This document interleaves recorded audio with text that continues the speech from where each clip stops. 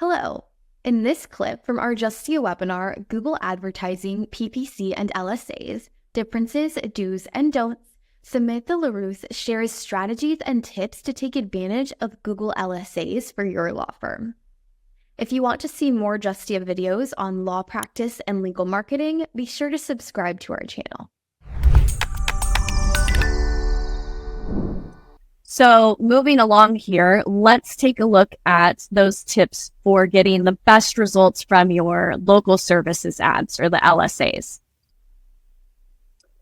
Again, this is a non-exhaustive list. There are so many recommendations, but I just want to touch on some of the big ones today.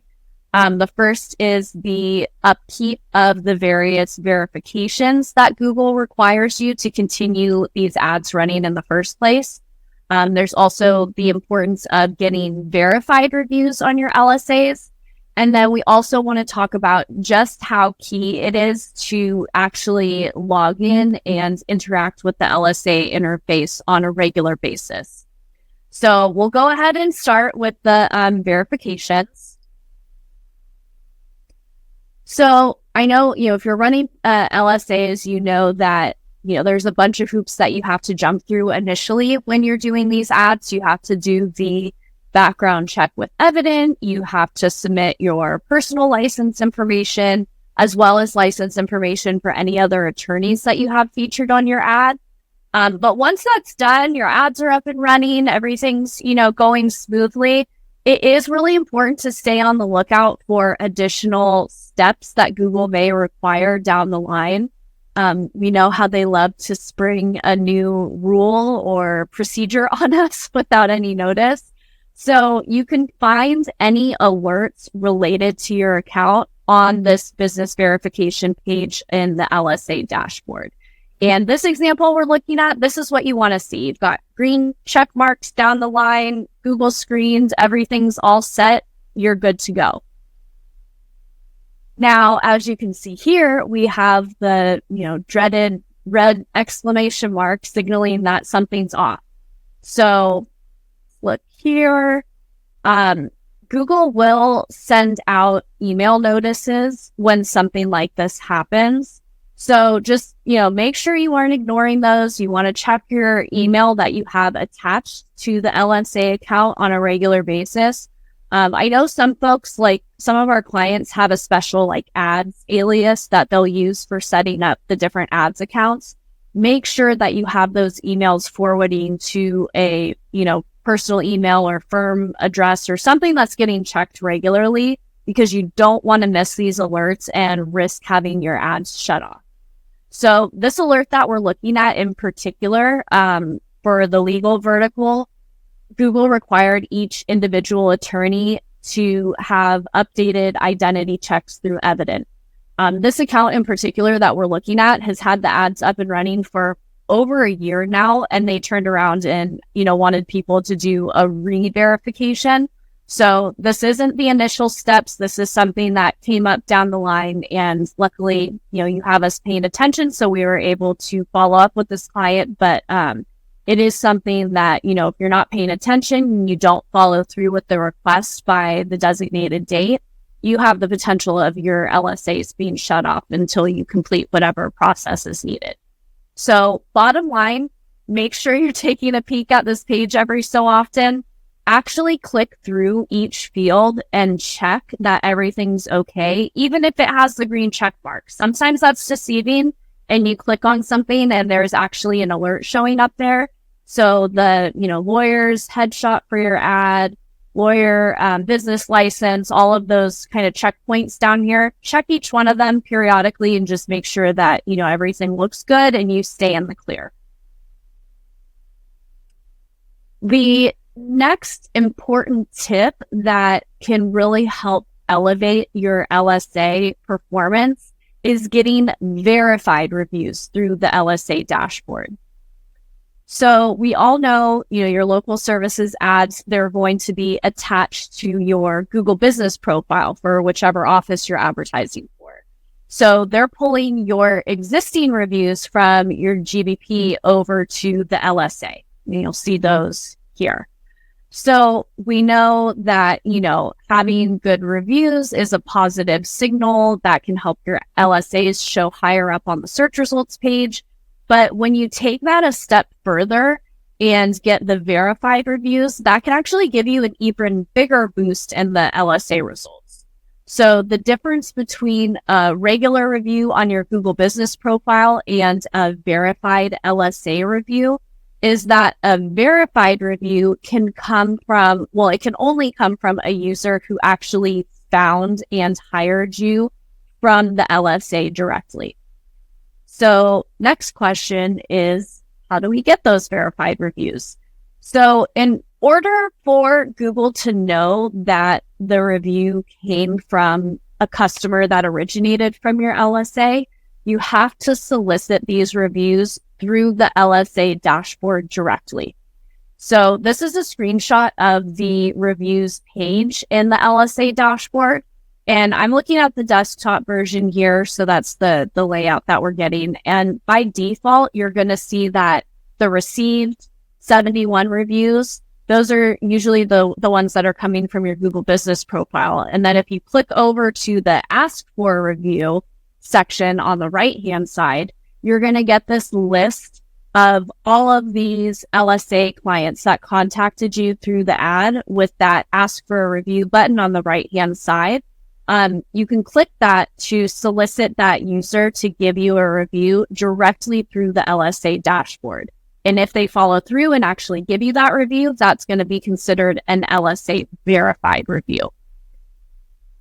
Now, not to be confused with the review section that's on the business verification page that we were just looking at. You'll see if you click on that section there, you get a little get a review option on the right-hand side of the page. And there's a link there that you can copy and paste this custom LSA review link and share that with customers so they can leave you a review. Since you can copy and paste that and send it to anybody, the reviews generated from this link are just regular LSA reviews. They are not verified. So just like with the Google Business Profile reviews, these do have some value, but they're just not as valuable as the verified reviews that you can get through the review section that we looked at previously. So I did want to take a quick look at how the review section looks on the LSA mobile app. I'm going to get into the importance of the app in just a moment here, but again, soliciting that review directly from the LSA dashboard from someone who originally contacted the firm via your LSA is how you're going to get that verified review. And now for the kind of last important point for how to best utilize those local services ads is actually logging in and interacting with the interface. I know this seems like a no-brainer, but you would be surprised how many firms think they can set these up and then never look at them again. So the first thing you should do if you are running local services ads, download the mobile app for your phone. I know this may be a pain and, you have to monitor things through a personal device and not have that, separation with the business. It is really worth it. If you have to choose between managing your LSAs on the app versus the desktop interface, choose the app whenever possible. Google actually prefers that method of monitoring the ads versus the desktop. So there is a benefit to using the mobile app. It's important to note, though, unfortunately, if you have multiple LSA accounts, for example, maybe you have offices in multiple locations and you set up one LSA for this location, another LSA for the other one, you won't be able to use the LSA app. Google only allows usage for the app for single LSA accounts. So hopefully something they'll change in the future, but for the time being, it's only single LSAs for the app. In the mobile app, it does mirror the desktop interface pretty closely, but I wanted to take a look at some of the most used pages you'll probably be looking at if you are utilizing the app. So first one here, we have the leads page. So this is where, you check all of your incoming calls and messages that are coming from your ads. Then the archived leads, basically, all past calls, stuff that's already been checked, you can go back to your call logs there. And then the third one here is the screen for a specific lead where you want to take action on that particular call or message. So you have the option here, that little 3-dot icon, where you can dispute the call if it's not a qualified lead. Or if you click on the phone icon there, you can call the potential client back directly from the app. And this is especially important if you miss any calls through the LSA. Calling back directly from the app is the only way that you can let Google know that you are paying attention to the calls. You are being responsive to people. You're not, leaving missed calls unanswered and not following up. This signal to Google that you're being responsive and really paying attention is a positive signal when it comes to the LSA performance. So the next thing that we're going to talk about actually ties into that aspect of being responsive really well. Google assigns each LSA account a specific responsiveness score. And so this is going to be based on your last 90 days of LSA data. And Google calculates your score by taking the total number of connected calls from charged leads in your account and dividing that by the total number of calls that you received. So in general, a higher responsiveness score means that you're more likely to have calls coming through your ads on a more consistent basis. It's basically to help with keeping the volume nice and consistent from your ads. So the tricky part with this is that the responsiveness score can only be pulled through the LSA API. So it's not available anywhere in the dashboard that you can, easily get to. We're looking at a snapshot of the API here. And as you can see, the responsiveness score for this particular account is 67%.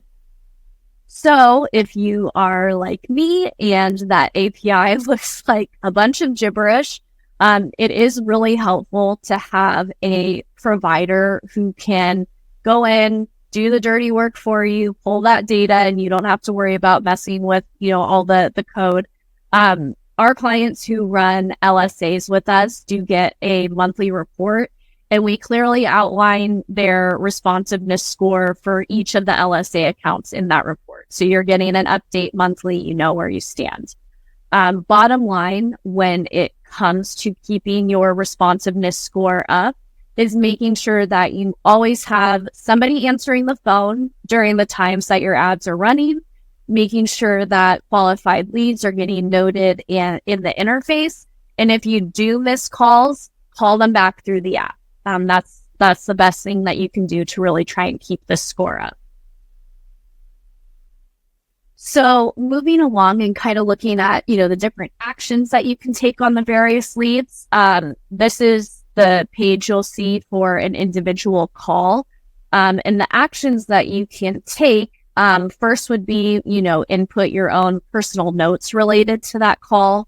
You can add the caller's name, contact information, any notes about the call, what they were calling about. Did you schedule a consultation? Or are they reaching out to an attorney already? Whatever the case may be, you can add those, notes in the interface there. Another option that you have is this mark booked section in the upper right-hand corner of the screen. So if the call was a qualified lead or basically eligible for you to be charged for it, you want to mark the call as booked. Even if you don't end up representing this person, you're going to get charged for the lead regardless. So you might as well have this kind of count towards that responsiveness score that we just discussed. And finally, if you click on these little 3-dot icon, same as what we just looked at on mobile, you get the option to dispute the call if the call was not a qualified lead. So disputing, again, it just means that the call was not for one of the target areas that you selected and you want to get a refund from Google. It's basically a refund request. So what we're looking at here is the full list of reasons that Google will accept a dispute request. So the first one, the call was for something that you just don't do. So example, you are advertising as a personal injury lawyer, but you get a call from someone about a DUI. That would qualify as a job not served. If the call is from outside your target location, if the call is a wrong number or a sales call, spam or bot call, these are pretty self-explanatory. If you get a duplicate lead, someone keeps calling your tracking number attached to your LSA over and over again. I've definitely seen that happen. You can request a dispute there. Or if the caller is asking for a different business, which I think technically is also wrong number, but they have that as the last option there. Obviously, nobody wants to be wasting money on unqualified leads. So it is really important to stay on top of this. Google, for the most part, uses bots to screen the dispute requests. So if you want your dispute to be approved, you need to make sure, first and foremost, whoever's answering the phone, don't stay on the line talking to the caller for, minutes and minutes on end, having a, full-blown conversation. Really try and keep that call to under 30 seconds whenever possible. If you can figure out pretty quickly, getting the details from the caller, if this is going to be something that's viable for you guys or not. So keep it short. If it's not going to turn into something, make sure that they clearly state that, unfortunately, we're not going to be able to help you. Maybe if they can refer them somewhere else, but that's not really necessary. It's just making sure that you make it clear that the firm will not be moving forward with this particular caller. As soon as Google hears that, somebody's going to follow up, I'm going to take down your information and pass it along to an attorney and they'll be in touch. Even if they're calling about something that's totally unrelated to your practice or what you're advertising for, as soon as Google hears that and they think, okay, well, they're going to, take advantage of this and follow up with this person, that's grounds for them to charge you for that particular call. So just some things to keep in mind there. Thanks for watching. We hope you enjoyed this video, and if you did enjoy it, please hit the like button and subscribe to our channel for more videos on law practice and legal marketing. See you in our next clip.